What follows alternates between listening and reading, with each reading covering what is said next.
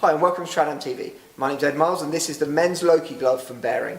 So this is a full Gore-Tex glove. You're getting the best membrane on the market for gloves, so you know your hands are going to be dry and it's fully breathable as well. In terms of external features, if you run down the back, you've got leather tips to the top of the fingers. There's your Gore-Tex logo, so again you know you've got that high quality membrane.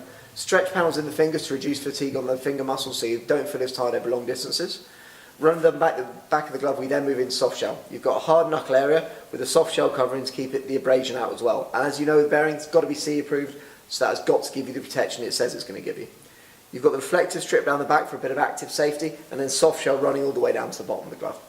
If I spin it round, you've got a full leather palm, so you are getting the protection in the areas that you need it. You've got the sensor system running on the fingers, so you can use it on your mobile phones or on your iPad.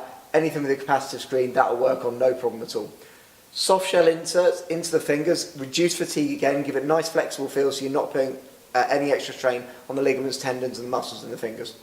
Running down the glove, you've got an elastic closure around the wrist and a full wrist closure to stop any water or rain getting out.